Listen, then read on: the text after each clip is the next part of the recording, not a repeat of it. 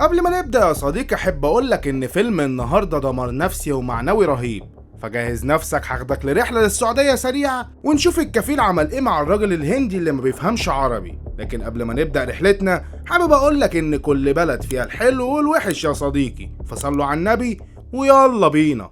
بيبدأ فيلمنا بعاصفة رملية شديدة، ولما بيجي الليل بنشوف شاب ليه شعر طويل بيشرب من الحوض بتاع الأغنام، وبنرجع بالأحداث يا صديقي علشان نعرف اللي حصل من البداية، وبنشوف شاب بسيط اسمه نجيب في المطار السعودي ومع صاحبه اسمه حكيم، ولما بيخلصوا ورقهم وبيدخلوا السعودية بيقعدوا يدوروا على الكفيل اللي مستنيهم أو أي ورقة اسمهم عليها، بس مش بيلاقوا حاجة. فبيكلم نجيب المكتب اللي جايين عليه في السعودية، بس للأسف بيكونوا أجازة يوم الجمعة، فبيشوفوا راجل سعودي عجوز في المطار وبيكون شاكين إن هو ده الكفيل، فبيتكلم معاهم وبنعرف إن اسمه طالب، ومش بيكونوا فاهمينه لأنه بيكون بيتكلم عربي يا صديقي. وبعدها بيشوف جوازاتهم وبياخدهم على عربيته، وبيتفاجئوا لما بيأمرهم يركبوا في الصندوق الخلفي للعربية. فطبعا يا صديقي كأي شاب هندي لسه مسافر السعودية ومش عارف أي حاجة، بينبهروا بشوارع السعودية وبينسوا يطمنوا أهلهم عليهم، وفضلوا ماشيين لحد ما وصلوا للصحراء، ومن شدة البرد لبس نجيب شال على راسه، وبعد وقت طويل بيوصلوا لمزرعة غنم، فطالب بيؤمر حكيم إنه ينزل لوحده، فبيتضايق جدا نجيب علشان كان مفكر إنهم هيشتغلوا سوا.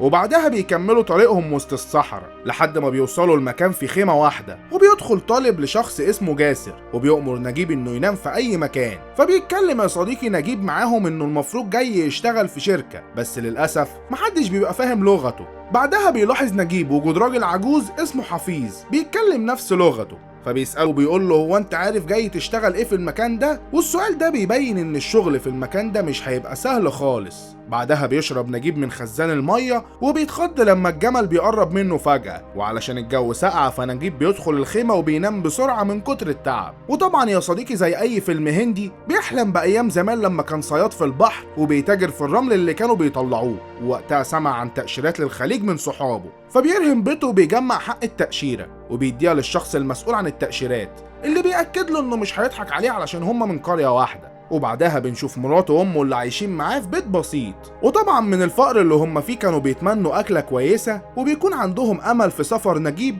وانه هيحقق لهم اللي بيتمنوه. وبعدها بيصحى نجيب مفجوع على زعيق طالب وجاسر، وبيطردوا جاسر من الخيمه وهو قرفان منه، فبيطلع بعدها نجيب وبينام في عز البرد. وتاني يوم بيصحى نجيب على صوت عظيم اللي بيتفاجئ بعد كده بشكله اللي شبه العبيد ودقنه طويله، فبيديله عظيم اللبن وبيشربه نجيب من كتر جوعه وعطشه، فبيزعق فيه عظيم وبيقول له ان اللبن ده بتاع الكفيل جاسر. فطبعا بيدخل نجيب على جاسر اللي بيتعامل معاه بكل غرور وبياخد منه اللبن وبيشربه، وبيأمره انه يستلم شغله مع عظيم في رعي الاغنام، فبيترجى نجيب انه يسيبه يمشي علشان مش ده الشغل اللي هو جاي علشانه. وكالعاده الكفيل مش بيبقى فاهم لغته وبيزعق له. وبعدها بيوصل طالب فبيجري على نجيب، وقبل ما يتكلم معاه بيشيله الشكاير وبيحاول يتكلم معاهم بس مفيش فايده خالص ومحدش بيفهمه. ما هو هندي بقى يا صديقي، وبيدعي على صاحبه اللي جاب له التأشيرة وقال له انه هيشتغل في شركة، نفس اللي بيحصل معانا بالظبط. وبحسن نية بيروح نجيب يفتح شنطته وبيطلع جواز السفر والورق بتاعه، ولما بيديهم لطالب بيخاف وبيقطع له الورق كله وبيرميه، فبيقعد نجيب متضايق وبيبكي وهو بيحاول يجمع الورق. وبعدها بيشاور له طالب وبيديله عيش فبياكله من جوعه ودموعه على خده يا عيني. وبعدها بيروح لعظيم وبيسأله عن اسم المكان اللي هم فيه أو خريطة للصحراء، فبيقول له إن اللي بيدخل المكان ده صعب يخرج منه. وفي آخر اليوم بينام نجيب وبيحلم بأمه ومراته وهم بيودعوا على محطة القطر،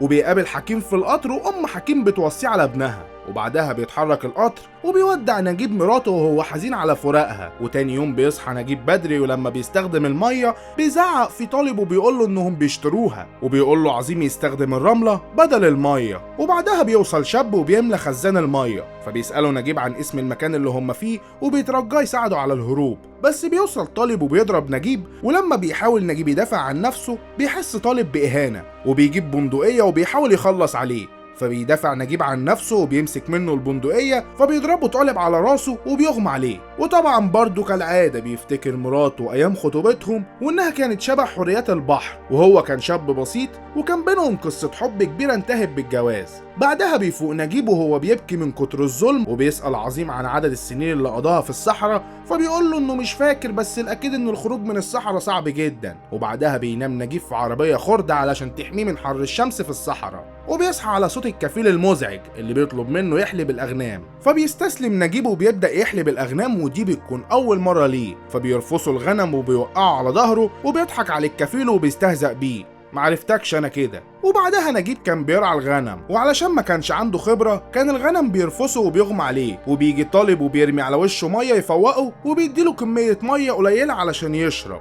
ولما بيطلب نجيب من طالب انه يروح المستشفى بيضحك عليه، فبيعرفه خلاص انه بقى عبد عنده وملهوش حق في اي حاجة. وبعد شهور بيتغير شكل نجيب وشعره بيطول ودقنه يا صديقي، ولما بيشوف نفسه في مراية العربية بيتفجع من شكله وبيحس انه بقى نسخة من عظيم، وبيحاول يحلق دقنه بإزاز العربية، بس الموضوع بيكون صعب وبيفضل يعيط وبيكون متضايق جدا وبيدعي ربنا ينجيه وينتقم من اللي ظالمينه، يا حرام. وبعدها بيجري في الصحراء وبيحاول ينتحر، بس بيجي نسر وبيمنعه. وبعدها بيشوف مجموعة من النسور متجمعين حوالين جثة، ولما بيقرب منها بيكتشف انها جثة الراجل العجوز عظيم. الافوره جامدة قوي يا صديقي، فبيبكي نجيب، وبعدها بياكل من برطمان كانت مراته عامله له الاكل فيه علشان يفتكر ايام زمان، ايام ما كان باله مرتاح وما كانش بيتعامل بالقسوة والظلم والذل ده كله.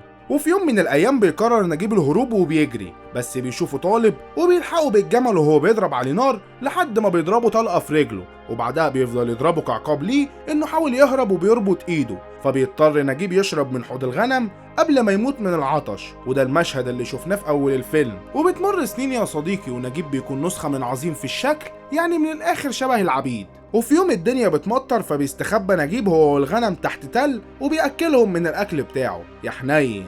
وبيستغرب نجيب من الطريق اللي تحت التل، وفضل يمشي وهو بيكتشف الطرق اللي موجودة في التل لحد ما بيخرج في مكان تاني، وبيشوف شاب جاي عليه من بعيد وحالته أسوأ منه بكتير. ولما بيقرب منه بيكتشف ان ده صديقه حكيم وبيحضنه، وبعدها بيجري حكيم في الاتجاه اللي جا منه، ونجيب ما كانش عارف يزعل عليه ولا على نفسه. وبعد ايام كان نجيب بيرعى الاغنام والجمال، وبيظل له حكيم وبيرمي له ورقة فبتطير وبيكون نجيب مركز معاها. ولما بيجي طالب بيمثل نجيب انه بيقضي حاجته، فبيقول له يرجع للغنم قبل ما تبدأ العاصفة. وبعدها بيجيب نجيب الورقة وبيعرف منها انه حكيم اتنقل في شغل جنبه علشان كده اتقابله، وانه واثق في شاب افريقي معاه عارف خبايا الصحراء وناويين يهربوا سوا. وبعد فترة بيقابل نجيب حكيم والشاب اللي معاه وكان اسمه خضير، وعرف منه ان انسب وقت للهروب هيكون وقت فرح بنت الكفيل، وان الفرح ده ميعاده قرب. وبتخض نجيب وكأنه بقى متعود على العبودية، بس حكيم بيقنعه انهم لازم يهربوا مع بعض زي ما وصلوا مع بعض. وبعد ايام بيتجمعوا الناس عند طالب علشان فرح بنته، وبيدي قطعة لحمة لنجيب لأول مرة، لا بجد قلبه حنين.